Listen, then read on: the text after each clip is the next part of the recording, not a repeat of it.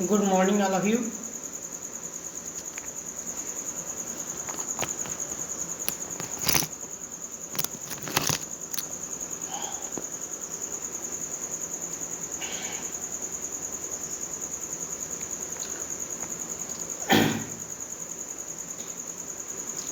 आज हम चर्चा करने वाले हैं भारतीय संविधान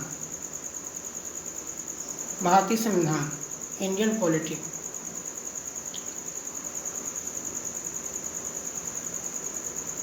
भारतीय संविधान का आरंभ जो होता है वह भारत में ब्रिटिश ईस्ट इंडिया कंपनी जब 1600 में आई तो उसका उद्देश्य भारत में व्यापार करने का था। महारानी एलिजाबेथ प्रथम के चार्टर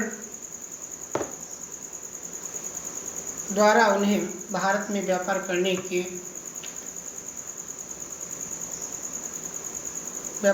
के जो है विस्तृत अधिकार को दिया गया। कंपनी जिसके कार्य अभी तक सिर्फ व्यापारिक कार्यों तक ही सीमित थे,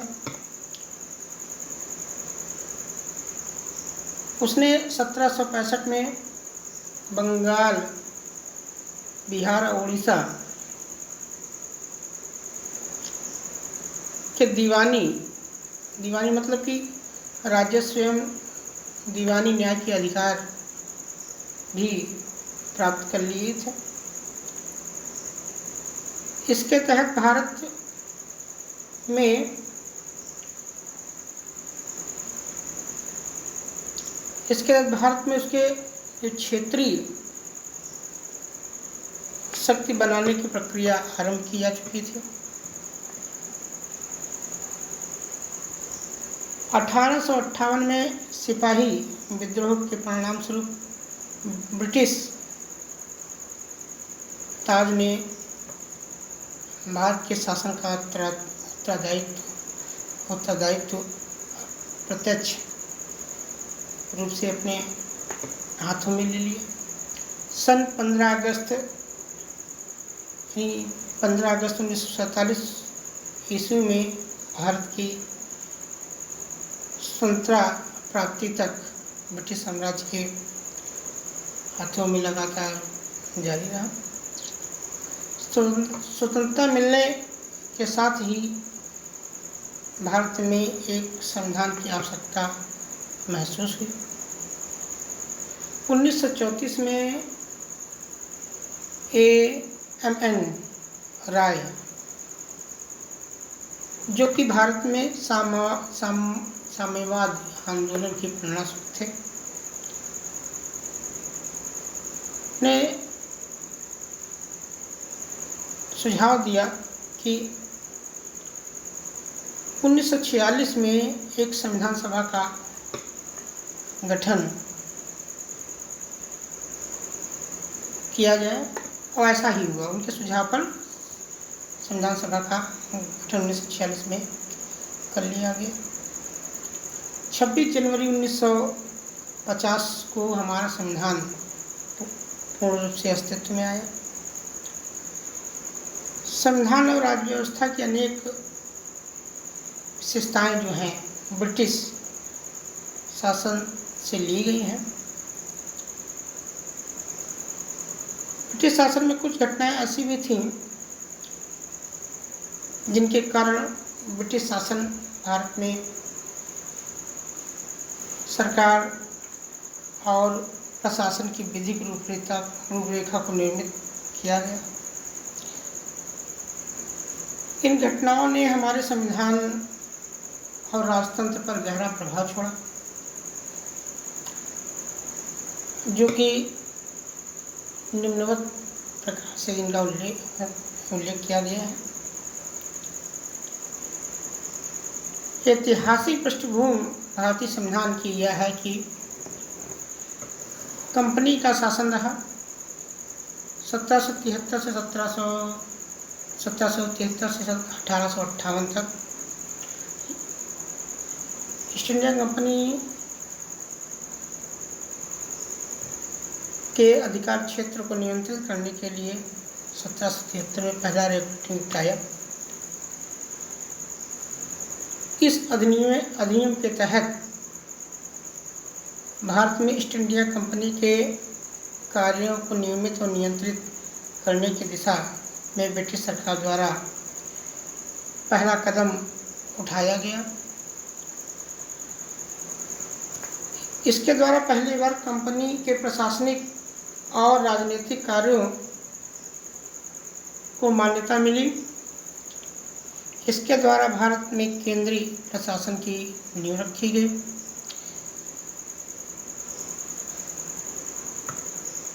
इस अधिनियम द्वारा बंगाल के गवर्नर को बंगाल का गवर्नर जनरल पदमान दिया गया और उसकी सहायता के लिए क्या किया गया, 4 सदस्यीय कार्यकारी परिषद का गठन किया गया। 1773 रेगुलेटरी एक्ट के तहत जो है वारेन हेस्टिंग्स को गवर्नर बनाया गया।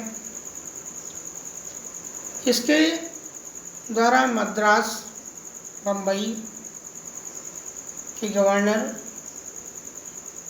और मद्रास बम्बई के गवर्नर बंगाल के गवर्नर जनरल के अधीन हो गए,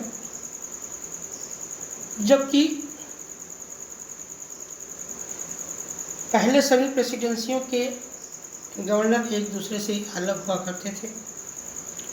अधिनियम के अंतर्गत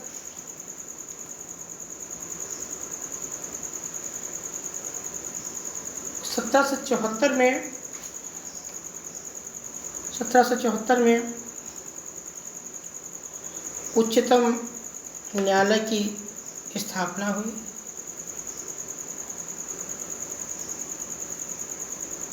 कलकत्ता में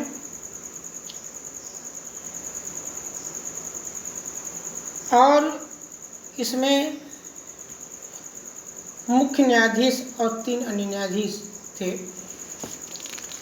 इसमें कितने मुख्य न्यायाधीश और 3 अन्य न्यायाधीश थे। इसके तहत कंपनी के कर्मचारियों को निजी व्यापार करने और भारतीय लोगों से उपहार और रिश्वत लेने पर प्रतिबंध लगा दिया गया। इस अधिनियम के द्वारा ब्रिटिश सरकार का कोर्ट ऑफ डायरेक्टर्स यानी कि कंपनी की गवर्नर बॉडी के माध्यम से कंपनी पर नियंत्रण सशक्त हो गया। इसे भारत में इसके राजस्व, नागरिक और सैन्य मामलों की जानकारी ब्रिटिश सरकार को देना आवश्यक कर दिया गया।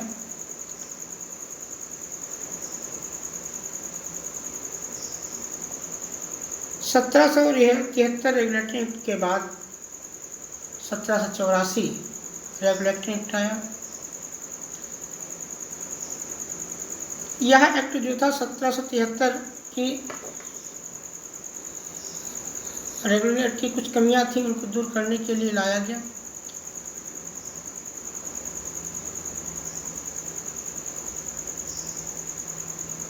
इसके बाद एक अन्य महत्वपूर्ण अधिनियम, देखिए ऐसा 1773 के बाद 1781 रेगुलेटिंग एक्ट आया, जो कि 73 में जो कमियां रह गई थी उनको दूर करने के लिए लाया गया था, जिसको एक्ट ऑफ सेटलमेंट के नाम से जाना गया। इसके बाद 1784 में एक ब्रिटिश इंडिया एक्ट आया। 1784 ब्रिटिश इंडिया एक्ट की कुछ विशेषताएं थी। इसने कंपनी के राजनीतिक और वाणिज्यिक कार्यों को पृथक पृथक कर दिया। इसने निर्देशक मंडल को कंपनी के व्यापारिक मामलों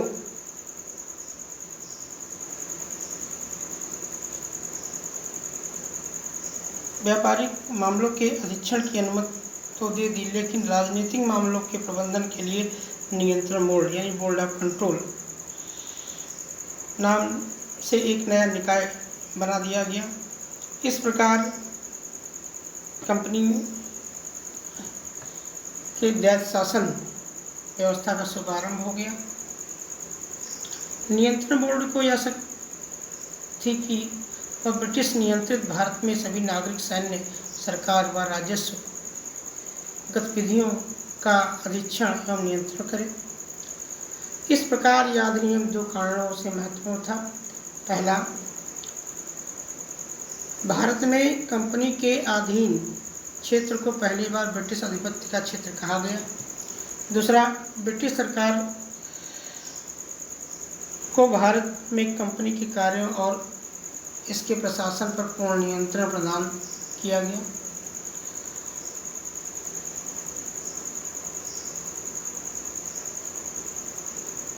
(1833) चार्टर अधिनियम ब्रिटिश भारत के केंद्रीकरण की दिशा में यह अधिनियम निर्णायक साबित हुआ। इस अधिनियम की विशेषताएं निम्न प्रकार थी। इसने बंगाल के गवर्नर जनरल को भारत का गवर्नर जनरल बना दिया गया। अभी कहा जाए किस एक्ट के तहत बंगाल के गवर्नर जनरल को भारत का गवर्नर जनरल बनाया गया, तो उत्तर होगा 1833 चार्टर अधिनियम। क्या पूछा जा सकता है कि किस अधिनियम के तहत सर्वोच्च न्यायालय की स्थापना हुई? 1774 चार्टर अधिनियम के तहत, 1773 रेगुलेटरी एक्ट के तहत, 1774 में कोलकाता में सर्वोच्च न्यायालय की स्थापना हुई और इसी के तहत कंपनी के क्रियाकलाप को नियंत्रित किया गया था। रेगुलेटरी 73 के रेगुलेटरी एक्ट के तहत इस प्रकार से क्वेश्चन आते हैं। बात करते हैं 1833 चार्टर अधिनियम की। इस अधिनियम में पहली बार एक ऐसी सरकार का निर्णय किया गया जिसका ब्रिटिश कब्जे वाले संपूर्ण भारतीय क्षेत्र पर पूर्ण नियंत्रण था। लॉर्ड विलियम बेंटिंग भारत के पहले गवर्नर जनरल बनाए गए।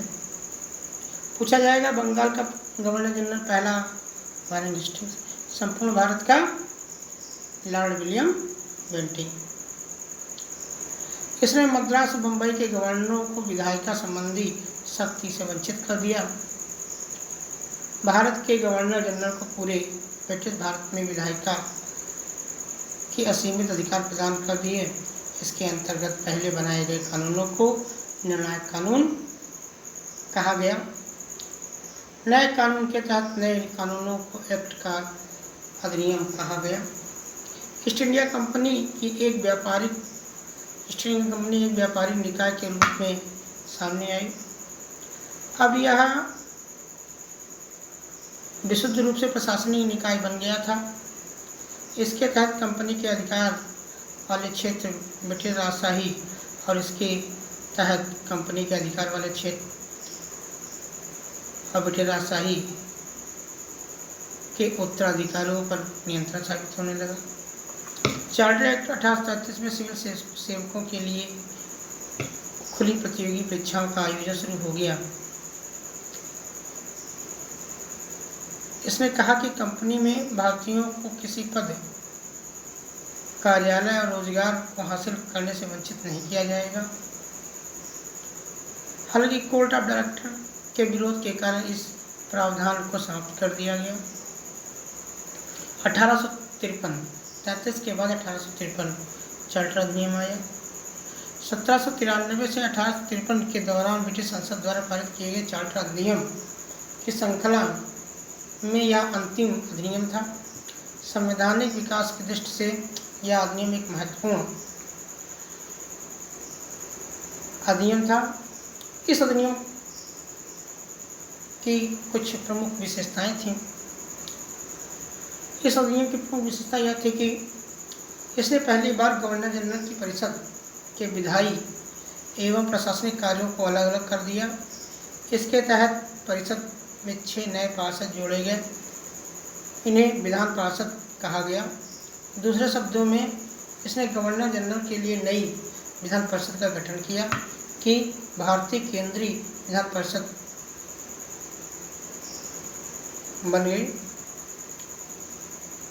परिषद की शाखा में छोटी संसद के रूप में कार्य करना आरंभ कर दिया। इसमें वही प्रक्रियाएं अपनाई गई जो ब्रिटिश संसद में अपनाई जाती थी। इस प्रकार विधायिका को पहली बार सरकार के विशेष कार्य के रूप में जाना गया। इसके लिए विशेष मशीनरी और प्रक्रिया की जरूरत थी। इसने सिविल सेवकों की भर्ती एवं चयन हेतु खुली प्रतियोगिता व्यवस्था का शुभारंभ किया।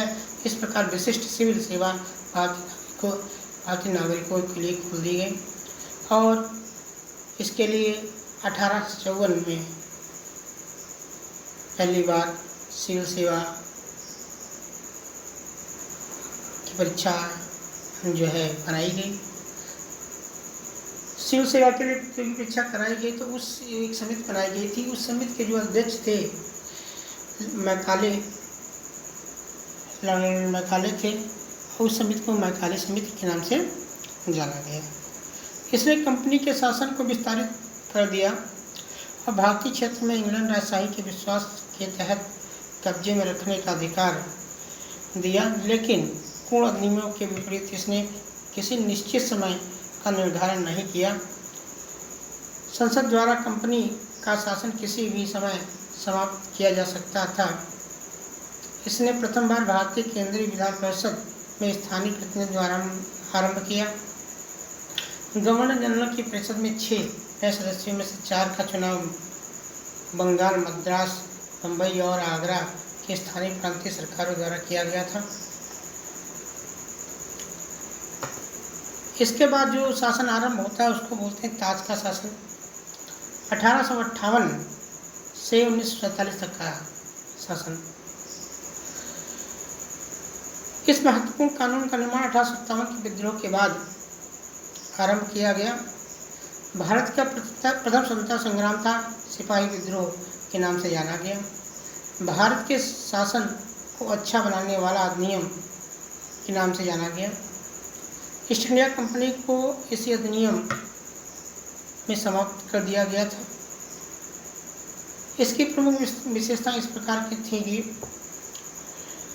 इसके तहत भारत का शासन सीधे महारानी विक्टोरिया के अधीन चला गया। गवर्नर जनरल का पद नाम बदलकर वायसराय कर दिया गया। भारत में ब्रिटिश ताज का प्रत्यक्ष प्रतिनिधि बन गया। लॉर्ड कैनिंग भारत के प्रथम वायसराय थे, अंतिम गवर्नर जनरल भी थे। इस अधिनियम ने नियंत्रण बोर्ड और निर्देशक कोड को समाप्त कर भारत में शासन को शासन प्रणाली को समाप्त कर दी। नए पद भारत के राज्य सचिव का सृजन किया गया, जिसमें भारतीय प्रशासन पर संपूर्ण नियंत्रण की शक्ति निहित थी। यह सचिव ब्रिटिश कैबिनेट का सदस्य तथा ब्रिटिश संसद के प्रति उत्तरदायी होता था। भारत सचिव की सहायता के लिए 15 सदस्यीय परिषद का गठन किया गया, जो एक सलाहकार समिति थी। परिषद का अध्यक्ष भारत सचिव को बनाया गया। इस कानून के तहत भारत सचिव की परिषद का गठन किया गया, जो एक जो है निगमित निकाय थी, जिसे भारत और इंग्लैंड में मुकदमा करने का अधिकार था। इस पर भी मुकदमा किया जा सकता था। 1861-1892 में जो है 1909 भारत परिषद अधिनियम। 1857 की महान क्रांति के बाद ब्रिटिश सरकार ने महसूस किया कि भारत में शासन चलाने के लिए भारतीयों का सहयोग लेना आवश्यक है। इस सहयोग की नीति के तहत ब्रिटिश संसद ने 1861 में 1892 1909 में 3 नए अधिनियम पारित किए। 1861 का भारत परिषद अधिनियम भारतीय संवैधानिक और राजनीतिक इतिहास में एक महत्वपूर्ण अधिनियम था। 1861 के भारत परिषद अधिनियम की विशेषताएं थी। इसके द्वारा कानून बनाने की प्रक्रिया में भारतीय प्रतिनिधियों को शामिल करने की शुरुआत हुई। इस प्रकार वायसराय कुछ भारतीयों को विस्तारित परिषद में गैर सरकारी सदस्यों के रूप में नामांकित कर सकता था। 1862 में लॉर्ड कैनिंग ने 3 भारतीय बनारस के राजा, पटियाला के महाराजा सर दिनकर राव को विधान परिषद में मनोनीत किया। इस अधिनियम ने मद्रास और मुंबई प्रेसिडेंसियों को विधायी शक्ति बना देकर विकेंद्रीकरण की प्रक्रिया की शुरुआत की। इस प्रकार इस अधिनियम ने रेगुलेटरी एक्ट 1777 द्वारा शुरू हुई केंद्रीकरण की प्रवृत्ति को उलट दिया और 1833 चार्टर अधिनियम के साथ ही अपने चरम पर पहुंच गया। चार्टर अधिनियम के साथ ही 1937 में संपूर्ण आंतरिक स्वायत्तता हासिल हो गई। बंगाल, उत्तर पश्चिम प्रांत, सीमा प्रांत, पंजाब क्रमशः 1862, 1866 और 1897 में विधान परिषदों का गठन किया गया। इसने वायसराय को परिषद में कर संचालन के लिए अधिक नियम आदेश बनाने की शक्ति दी। इसने लॉर्ड कैनिंग द्वारा 1859 में प्रारंभ की गई पोर्टफोलियो प्रणाली को भी मान्यता दी और इसके अंतर्गत वायसराय की परिषद का एक सदस्य का या अधिक सरकारी विभागों का प्रभारी बनाया जा सकता था। उसे इस विभाग की काउंसिलिंग की ओर से अंतिम आदेश पारित करने का अधिकार था। इसने वायसराय को आपातकाल में बिना काउंसिलिंग की तथा बिना संसद के अध्यादेश जारी करने के लिए अधिकृत किया। पूरे अध्यादेश की अवधि मात्र 6 माह होती थी।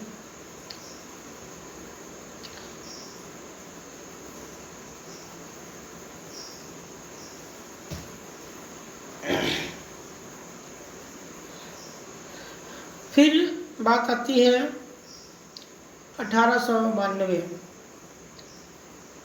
अधिनियम की विशेषताएं। इसके माध्यम से केंद्रीय तथा प्रांतीय विधान परिषदों में अतिरिक्त सदस्यों की संख्या बढ़ाई गई, हालांकि बहुमत सरकारी सदस्यों का ही रहता था। इसने विधान परिषदों के कार्यों में वृद्धि कर उन्हें बजट पर बहस करने और कार्यपालिका के प्रश्नों का उत्तर देने के लिए अधिकृत कर दिया। जिसने केंद्रीय Vidhan Parishad, Bengal chamber of commerce, गैर सरकारी सदस्यों के नामांकन के लिए वायसराय की शक्तियों का प्रावधान किया। इसके अलावा प्रांतीय विधान परिषदों में गवर्नर को जिला परिषद, नगरपालिका, विश्वविद्यालय, व्यापार संघ, जमींदारों, चैम्बर ऑफ कॉमर्स की सिफारिशों पर गैर सरकारी सदस्यों की नियुक्ति करने की शक्ति दी। इस अधिनियम ने केंद्रीय और प्रांतीय विधान परिषदों दोनों में गैर सरकारी सदस्यों की नियुक्ति के लिए एक समिति और परोक्ष रूप से चुनाव का प्रावधान किया। हालांकि चुनाव शब्द का अधिनियम में प्रयोग नहीं हुआ था। इसे निश्चित निकायों की सिफारिश पर की जाने वाली नामांकन की प्रक्रिया कहा गया।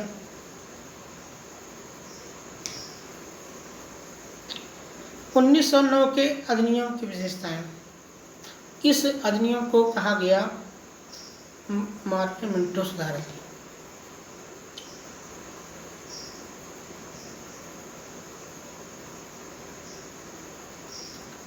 उस समय लॉर्ड मार्ले इंग्लैंड में भारत के राज्य सचिव थे और लॉर्ड मिंटो भारत के वायसराय थे। 2 व्यक्ति थे ये। लॉर्ड मार्ले भारत के राज्य सचिव थे इंग्लैंड में और लॉर्ड मिंटो भारत में वायसराय थे। इन दोनों के सहयोग से क्या किया गया, केंद्रीय और प्रांतीय विधान परिषदों के आकार में काफ़ी वृद्धि हुई और केंद्रीय परिषद में इनकी संख्या 16 से 60 हो गई और प्रांतीय विधान परिषदों में इनकी संख्या एक समान नहीं थी। इसने केंद्रीय परिषदों में सरकारी बहुमत बनाए रखा, लेकिन प्रांतीय परिषदों में गैर सरकारी सदस्यों के बहुमत की अनुमति थी। इसने दोनों स्तरों पर विधान परिषदों के चर्चा कार्यों का दायरा बढ़ाया। उदाहरण के तौर पर अनुपूरक प्रश्न पूछना, बजट पर संकल्प करना आदि। इस अधिनियम के अंतर्गत पहली बार किसी भारतीय वायसराय या गवर्नर को कार्य परिषद के साथ एसोसिएशन बनाने का प्रावधान किया गया। सत्येंद्र प्रसाद सिन्हा वायसराय की कार्यपालिका परिषद के प्रथम भारतीय सदस्य बने और उन्हें वीर सदस्य बनाया गया था। इस अधिनियम के पृथक निर्वाचन के आधार पर मुस्लिमों के लिए संप्रदाय प्रतिनिधित्व का प्रावधान किया गया। इसके अंतर्गत मुस्लिम सदस्यों का चुनाव मुस्लिम मतदाता ही कर सकते थे। इस प्रकार इस नियम में सांप्रदायिकता को वैधानिकता प्रदान की और लाल मिंटो को सांप्रदायिक निर्वाचन के जनक के रूप में जाना जाता है। इसने presidency corporation, chamber of commerce, विश्वविद्यालय जमींदारों के लिए अलग प्रतिनिधित्व का प्रावधान भी किया गया। भारत शासन अधिनियम 1919। भारत शासन अधिनियम 1919 20 अगस्त 1917 को ब्रिटिश सरकार ने पहली बार घोषित किया कि उसका उद्देश्य भारत में क्रमिक रूप से उत्तरदायी सरकार की स्थापना करना है। क्रमिक रूप से 1919 में भारत शासन अधिनियम बनाया गया, जो 1921 में लागू हुआ। इस अधिनियम को मार्टिन-चेम्सफोर्ड सुधार भी कहा गया। मार्टिन भारत के राज्य सचिव थे, जबकि चेम्सफोर्ड भारत के वायसराय हुआ करते थे। इस अधिनियम की विशेषता निम्नवत थी। केंद्रीय और प्रांतीय विषयों की सूची की पहचान कर एवं उन्हें पृथक कर राज्यों पर केंद्रीय नियंत्रण कम किया गया। केंद्रीय और प्रांतीय विधान परिषदों की अपनी सूचियों के विषयों पर विधान बनाने का अधिकार प्रदान किया गया, लेकिन सरकार का ढांचा केंद्रीय और सकारात्मक ही बना रहा। इसने प्रांतीय विषयों को पुनः 2 भागों में विभक्त किया, स्थानांतरित किया और आरक्षित किया। हस्तांतरित विषयों पर गवर्नर का शासन होता था और इस कार्य में वह उन मंत्री की सहायता लेता था जो विधान परिषद के प्रति उत्तरदायी, और दूसरी ओर आरक्षित विषयों पर गवर्नर कार्यपालिका परिषद की सहायता में शासन करता था, जो विधान परिषद के प्रति उत्तरदायी नहीं था। शासन की इस दोहरी व्यवस्था को द्वैध शासन व्यवस्था कहा गया। हालांकि यह व्यवस्था काफ़ी हद तक असफल रही थी। इस अधिनियम में पहली बार देश में द्विसदनीय व्यवस्था और अप्रत्यक्ष निर्वाचन की व्यवस्था प्रारंभ की गई।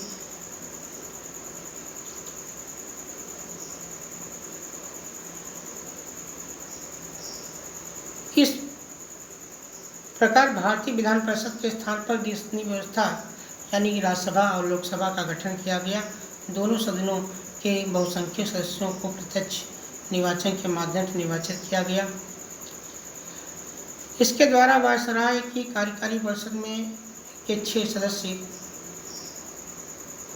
को नियुक्त किया गया। भारत और यूरोपियों के लिए पृथक निर्वाचन के सिद्धांत को विस्तारित किया गया। इस कानून ने संपत्ति कर शिक्षा के आधार पर सीमित संख्या में लोगों को मताधिकार प्रदान किए। इस कानून ने लंदन में भारत के उच्चायुक्त कार्यालय का सृजन किया। अब तक भारत सचिव द्वारा किए जा रहे कुछ कार्यों को उच्चायुक्त को स्थानांतरित किया। इसमें लोक सेवा आयोग का गठन किया गया। 1926 में सिविल सेवकों की भर्ती के लिए केंद्रीय लोक सेवा आयोग का गठन किया गया। इसके अंतर्गत एक वैधानिक आयोग का गठन किया गया, जिसका कार्य 10 वर्ष बाद जांच करने के बाद अपनी रिपोर्ट प्रस्तुत करना होता था।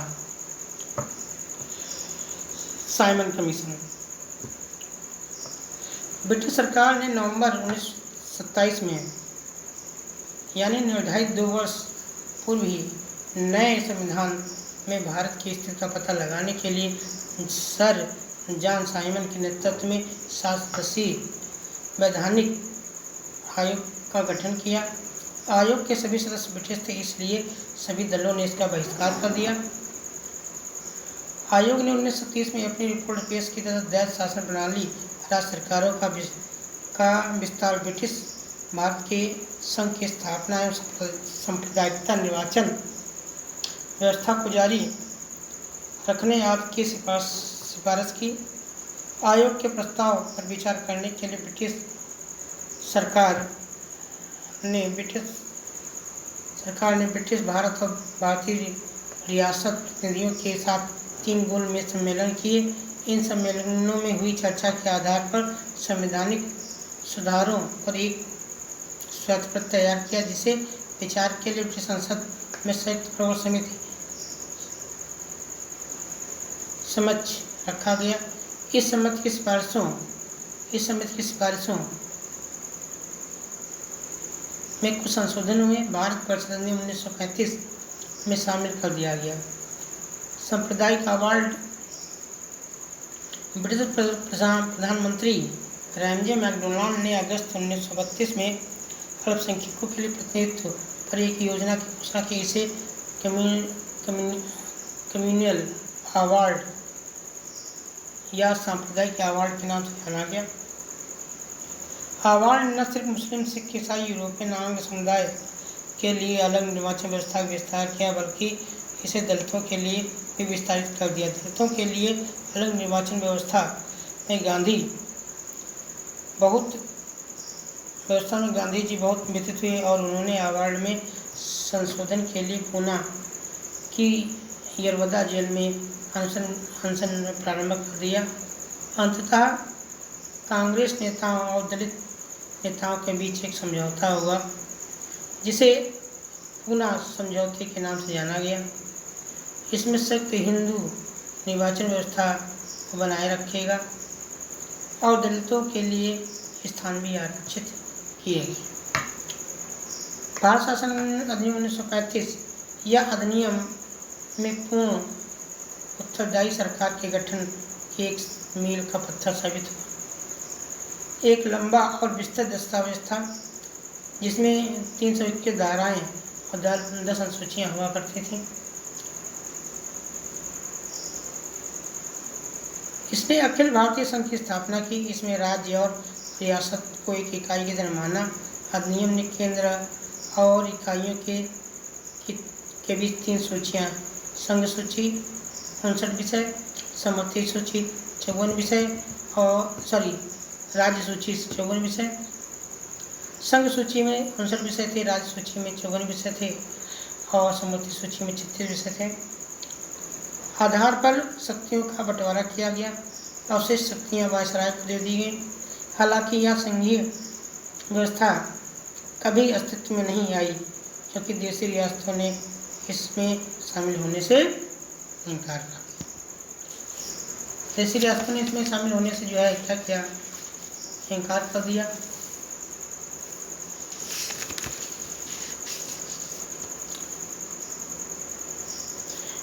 इससे प्रांतों में दैत्य शासन व्यवस्था समाप्त कर दी तथा प्रांतीय स्वतंत्रता का शुभारंभ किया।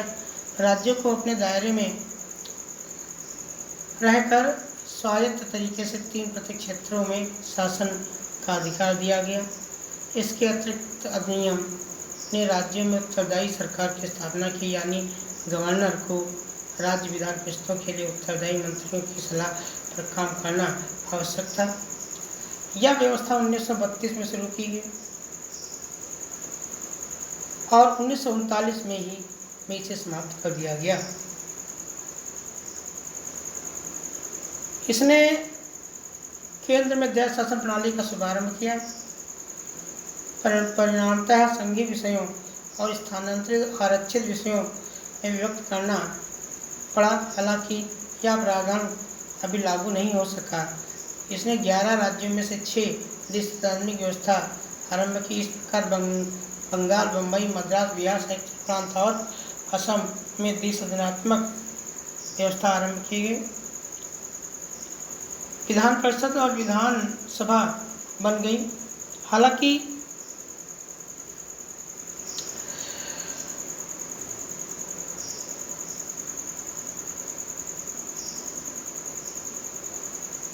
इन पर कई प्रकार के प्रतिबंध लगाए गए।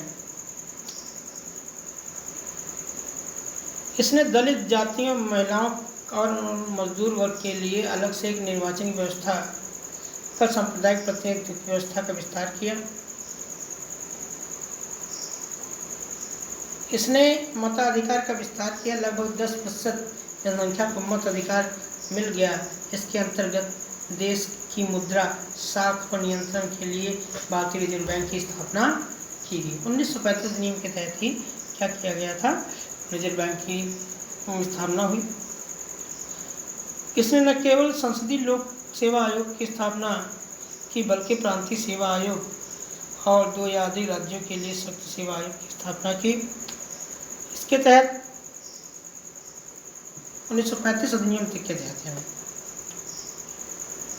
इसके तहत ही 1937 में एक संघीय न्यायालय की स्थापना हुई। उसके बाद आ गया भारतीय शासन अधिनियम 1947। इसको भारतीय स्वतंत्रता अधिनियम 1947 कहा गया। 20 फरवरी 1947 को ब्रिटिश प्रधानमंत्री क्लेमेंट एटली ने घोषणा की कि 30 जून 1947 को भारत में ब्रिटिश शासन समाप्त हो जाएगा। इसके बाद सत्ता उत्तरदायी भारतीय के हाथों में सौंप दी जाएगी। हर घोषणा पर मुस्लिम लीग ने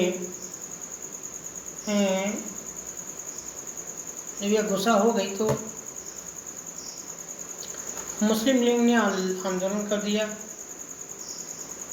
और भारत के विभाजन की बात कही। 3 जून 1947 को ब्रिटिश सरकार ने फिर स्पष्ट किया कि 1946 में गठित संविधान सभा द्वारा बनाया गया संविधान उन क्षेत्रों में लागू नहीं होगा जो इसे स्वीकार नहीं करेंगे। उसी दिन 3 जून 1947 को वायसराय लॉर्ड माउंटबेटन ने विभाजन की योजना पेश की, जिसे माउंटबेटन योजना के नाम से कहा गया। इस योजना को कांग्रेस और मुस्लिम लीग ने स्वीकार किया। इस प्रकार भारतीय स्वतंत्रता अधिनियम 1947 बनकर इसे लागू कर दिया गया। 1947 अधिनियम की विशेषताएं इस प्रकार थी कि इसने भारत में ब्रिटिश राज्य समाप्त कर 15 अगस्त 1947 को इसे स्वतंत्र और प्रभुत्व राष्ट्र घोषित किया। इसने भारत का विभाजन कर 2 स्वतंत्र डोमिनियनों संप्रभु राष्ट्र भारत और पाकिस्तान का सृजन किया, जिन्हें ब्रिटिश राष्ट्रमंडल से अलग होने की क्षमता थी। इसने वायसराय का पद समाप्त कर इसके स्थान पर डोमिनियन राज्यों में गवर्नर जनरल का पद सृजन किया गया और जिसकी नियुक्ति नए राष्ट्र की कैबिनेट की सिफारिश पर ब्रिटेन के ताज को करनी थी। इन पर ब्रिटेन की सरकार का कोई नियंत्रण नहीं होना था।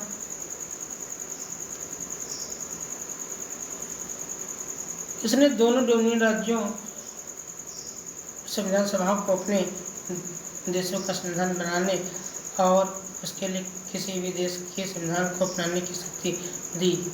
सभाओं को यह भी शक्ति दी कि वे किसी भी ब्रिटिश कानून को समाप्त करने के लिए कानून बना सकती हैं, यहाँ तक कि उन्हें स्वतंत्रता अधिनियम को भी निरस्त करने का अधिकार दिया गया।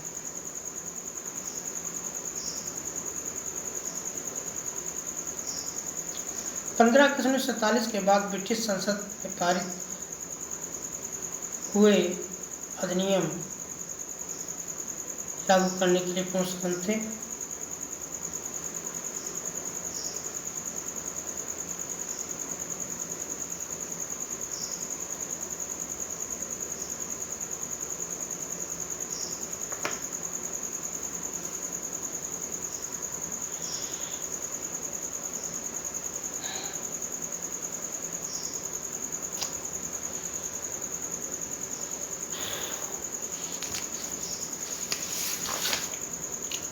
व्यवस्था दोनों अब बढ़ गया। अब भारत और पाकिस्तान दो राष्ट्र बन गए।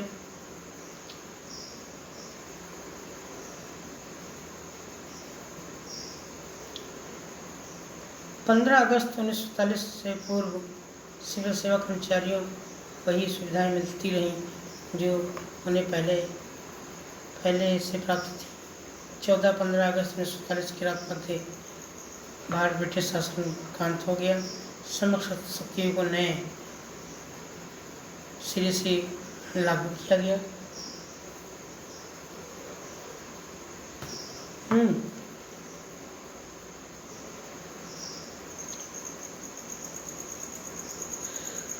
भारत में पहले राष्ट्रपति डॉक्टर राजेंद्र प्रसाद जी और प्रधानमंत्री पंडित जवाहरलाल नेहरू जी थे।